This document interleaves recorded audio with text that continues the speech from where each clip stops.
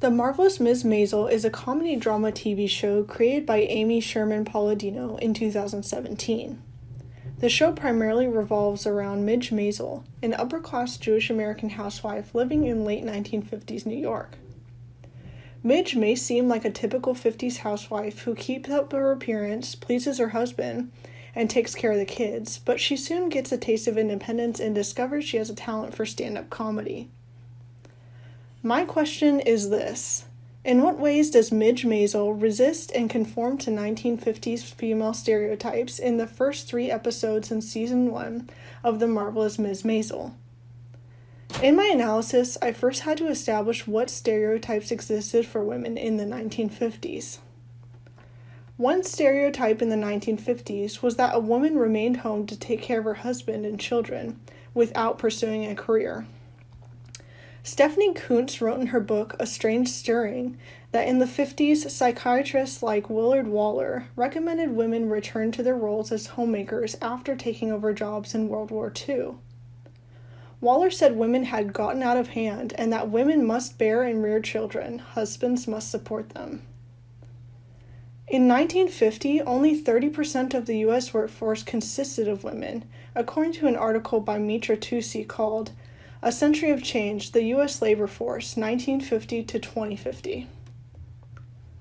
Media in the 50s, including TV shows and magazine advertisements, mirrored society's view of women as housewives.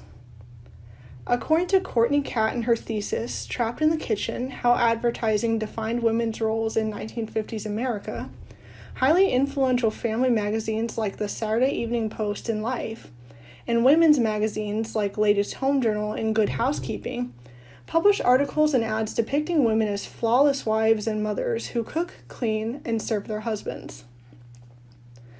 In 1962, the Saturday Evening Post featured a survey of housewives, showing that only 7% of the women regretted choosing marriage over their career. In the 3 episodes, we see Midge Maisel in these roles of wife and mother. The first scene of episode 1 flashes back to Midge giving a speech on her wedding day.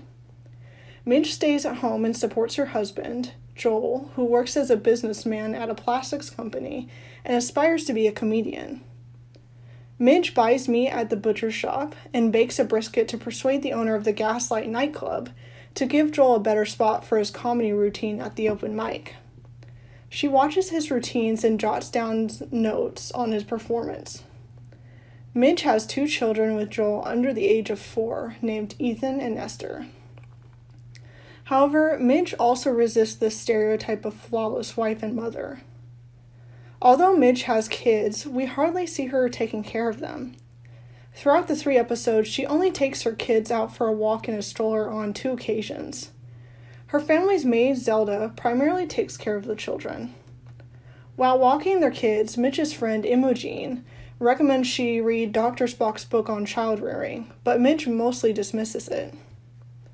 In Dr. Benjamin Spock's first 1946 edition of Baby and Child Care, he argues it is better for women to stay home and be the primary caretakers. Excerpts from the book include, "It would save money in the end if the government paid a comfortable allowance to all mothers of young children who would otherwise be compelled to work," and, "Of course, I don't mean that the father has to give just as many bottles or change just as many diapers as the mother, but it's fine for him to do these things occasionally. He might make the formula on Sunday." At the end of episode 1, Joel tells Midge he is leaving her for his secretary. In her book, Making Marriage Work, A History of Marriage and Divorce in the 20th Century United States, Christian Colello says, because of the importance of marriage in the media, divorce was considered the greatest danger to the American home and community in the 50s. According to the CDC's marriage and divorce statistics, the divorce rate in 1958 was 2.1 divorces for every 1,000 people in the U.S., compared to the rate of 2.9 now. After Joel leaves, Midge drinks and takes over the open mic at the Gaslight, delivering an impromptu stand-up comedy set about her misfortune. Susie, an employee at the Gaslight, tells Midge she has a natural talent for comedy and offers to be her manager. Although hesitant at first, Midge eventually teams up with Susie to begin her stand-up comedy career. Another stereotype in the 1950s was that women needed to keep up their appearance, stay fashionable, and have an agreeable personality. Courtney Catt also said in her thesis that it was the wife's job to keep up the appearances of herself and her family. In Nigel Whiteley's article, Toward a Throwaway Culture, Consumerism, Style Obsolescence, and Cultural Theory in the 1950s and 1960s, he said that in the 50s, the role of design in such a society becomes as much social as utilitarian. Design is used as a social language to broadcast your status in society. According to Eleanor Roth Nugent's article, The Relationship of Fashion and Women's Dress to Selected Aspects of Social Change from 1850 to 1950, in 50s fashion, there was an emphasis upon curved lines and the feminine contours of the figure. Mitch Maisel always keeps up with the latest fashions, including colorful dresses, coats, hats, and gloves, and is never seen without a full face of makeup, even by her husband. She keeps up with exercise and measures herself every day to ensure she stays the same size.